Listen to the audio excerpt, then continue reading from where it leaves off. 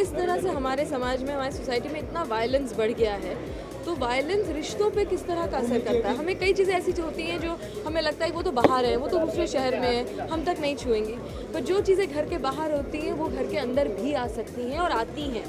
तो इसीलिए ये कोई उस तरह की फिल्म नहीं है, मतलब दंगे के दौरान की फिल्म नहीं है, बल्कि ये दंगे के 1 महीने बाद की फिल्म है, जब दंगा ख़त्म हो गया है, लेकिन फिर भी रिश्तों पे किस तरह से इसका असर पड़ा है उसके बारे में। आई डोंट थिंक कि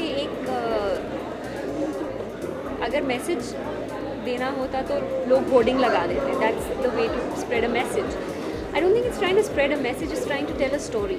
एक कहानी की अगर कोई एक, जैसा आपने देखा स्क्रीनिंग में, कि अगर कोई इंसिडेंट होता है तो उसका असर ज़िंदगियों पे किस तरह से पड़ता है। जैसे कि अगर बॉम्बे बॉम्ब ब्लास्ट हुआ जो ट्रेन में हुआ, तो उस क्या हमारी लाइफ पे उसका कोई असर नहीं पड़ा? ऑफ कोर्स पड़ा, पर हम वो बात नज़रअंदाज कर देते हैं, भूल जाते हैं, नोटिस नहीं करते या नोटिस करना नहीं चाहते। वी वांट टू कि अच्छा कल ऑफिस जाना है, अच्छा स्कूल जाना है, ये करना है, उसमें बिजी हो जाते हैं। We forget about the fact that it affects our lives. And अगर हम थिंकिंग ह्यूमन बीइंग्स हैं, अगर हम इंडिया में रहते हैं और जो सब कुछ हो रहा है, अगर हम उसे सोचें कि इसकी कोई अहमियत नहीं है, हमारा इससे कुछ लेना देना नहीं है, I feel that is what the film is saying कि एक्सक्यूज़ मी, आपका लेना देना नहीं है, सबका लेना देना है, सबको फ़र्क पड़ता है, हम माने या ना माने इस बात को, that is the difference.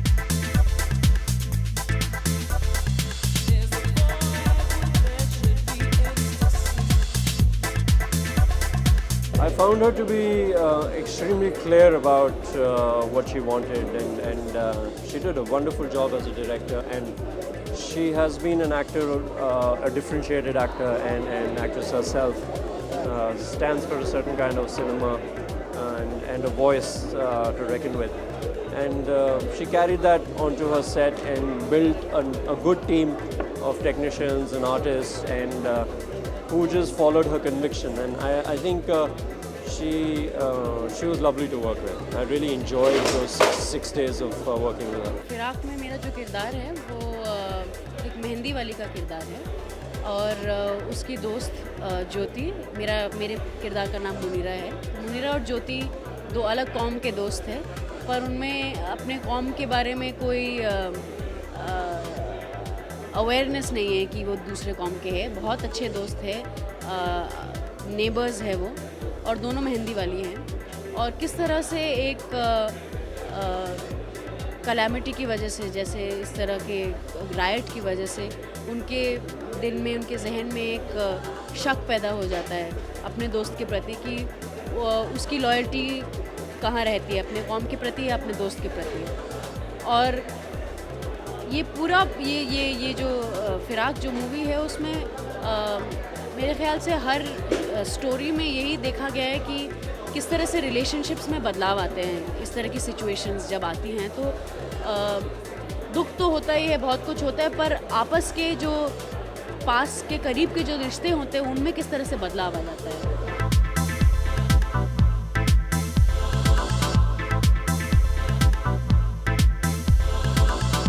I've never played a character like this. It's a man of today's time, progressive. I play a Muslim character, but a guy who does not wear his religion on his sleeves. He does not carry his religion on his face. He's absolutely progressive, absolutely mainstream, liberal guy. And how he has to deal with his identity during troubled times, and that's essentially that's the track, and that's how the character, how he's reacting to the entire environment, entire turmoil which is taking place around him, and he has to come to terms with about his own identity. A man who's weak, and he's not a hero, who's weak, he's vulnerable, he's like a normal man, normal person. And how it affects him. मैंने ऐसा सोचा नहीं था कि मैं director बनना चाहती हूँ, जैसे एक्टिंग का भी उसी तरह से नहीं सोचा था, लेकिन मैंने 30 फिल्में की हैं। मुझे मालूम है आपको 4 याद करने में मुश्किल होंगी क्योंकि कई अलग अलग भाषाओं में है, पर फिल्म करते करते कई बार ऐसे लगता था कि काश मेरी अपनी कहानी में अपने ढंग से कह पाती हूँ। और फिर भी ऐसा नहीं सोचा था कि अब मैं इतनी जल्दी मैं डायरेक्ट करूँगी, लेकिन ये जो कहानी है, फिराक की जो कहानी है, इन कहानियों ने किसी तरह मेरे ख्याल से मुझे ढूंढा है। और बनाने के लिए मैं जैसे कहते हैं I was compelled to tell the stories. तो ये बिल्कुल दिल से निकली हुई कहानियाँ हैं और 3 साल से मैं धीरे धीरे लिख रही थी। मेरे साथ एक और राइटर को भी मैंने ऑन बोर्ड लिया था और हम दोनों लिखते थे अपना और काम करने के साथ साथ। और दिसंबर में शूट किया और पता नहीं कब समय निकल गया और अब फिल्म तैयार है।